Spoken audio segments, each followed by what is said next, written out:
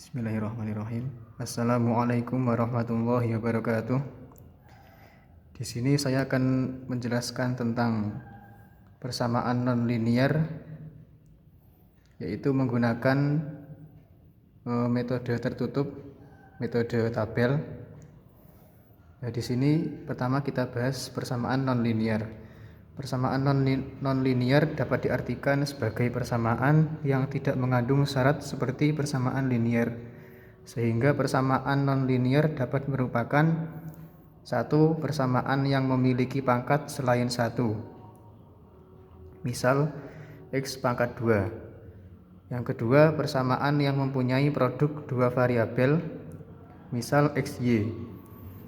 Dalam penyelesaian persamaan nonlinier diperlukan akar-akar persamaan nonlinier, di mana akar sebuah persamaan nonlinier fx sama dengan 0 merupakan nilai x yang menyebabkan nilai fx sama dengan 0. Dalam hal ini dapat disimpulkan bahwa akar-akar penyelesaian persamaan nonlinier merupakan titik potong antara kurva fx dengan sumbu x.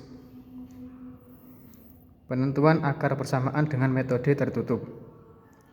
Nah, ini yang akan kita bahas nanti. Metode tertutup disebut juga metode bracketing. Disebut sebagai metode tertutup karena dalam pencarian akar-akar persamaan nonlinier dilakukan dalam suatu selang A, B. Nah, di sini metode tertutup yang akan kita bahas adalah metode tabel. Metode tabel atau pembagian area, di mana untuk x di antara A dan B dibagi sebanyak n bagian, dan pada masing-masing bagian dihitung nilai fx sehingga diperoleh tabel seperti ini. x0 sama dengan A, fx f dalam kurung A, x1 fx1, x2 dan seterusnya sampai yang terakhir xn sama dengan B dan fb.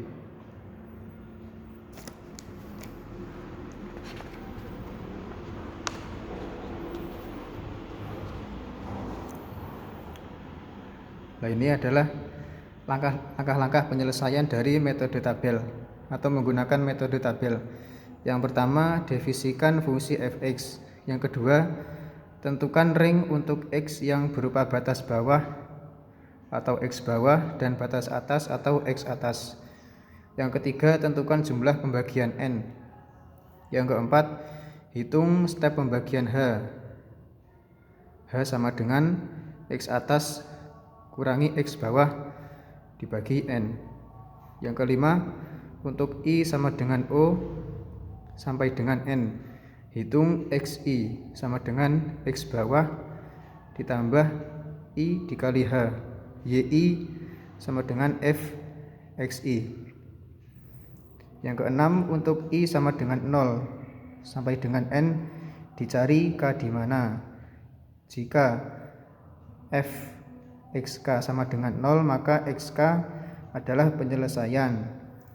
Jika f xk dikali f xk tambah 1 kurang dari 0, maka bila f xk kurang dari f xk tambah 1 maka xk adalah penyelesaian.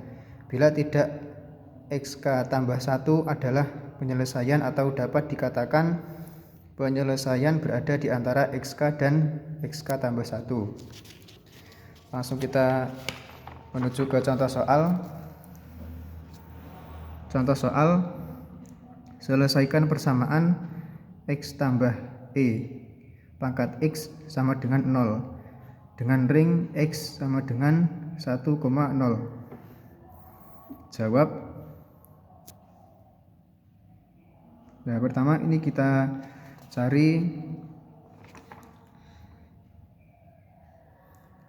ring untuk x yang berupa batas atas dan batas bawah. Yang di sini jumlahnya ada 10. Kemudian dari tabel ini diperoleh penyelesaian berada di antara min 0,6 dan min 0,5 dengan nilai fx masing-masing 0,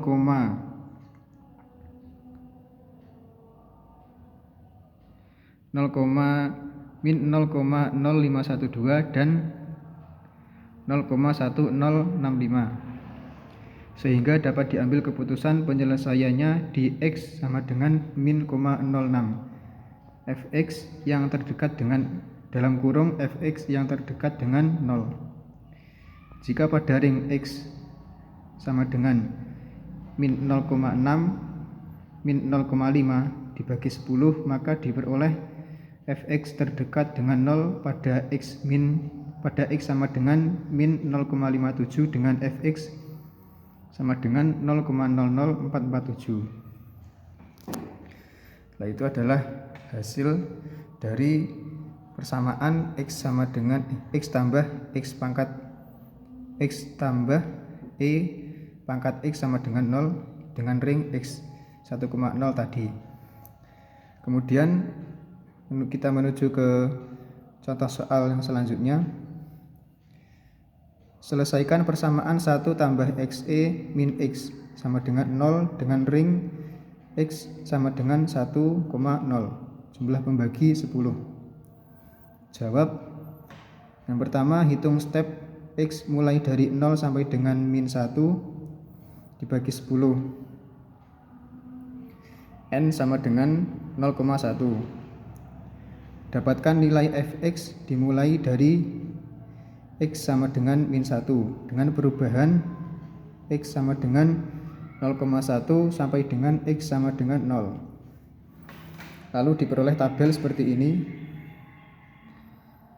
Dari tabel diperoleh hasil bahwa perubahan tanda fx terdapat di x sama dengan min 0,6 dan x sama dengan min 0,5 dengan nilai fx sama dengan 0,0933 dan 0,1756, sehingga disimpulkan akar ada di x sama dengan min 0,6 dalam kurung karena persen error untuk fx nya lebih kecil daripada di x 0,5. Jadi kita pilih x nya itu berada di 0,6 di min 0,6 karena persen errornya itu lebih kecil daripada x nya berada di 0,5. Terus jika pada ring x sama dengan min 0,6 min 0,5 dibagi lagi dengan 10, maka diperoleh fx yang terdekat dengan 0 pada x sama dengan min 0,57 dengan fx 0,00797. Ya, saya rasa cukup sekian video kali ini. Apabila ada kekurangan dan kekhilafan, saya mohon maaf. Wallahul muwaffiq ila aqwamit thoriq. Wassalamualaikum warahmatullahi wabarakatuh.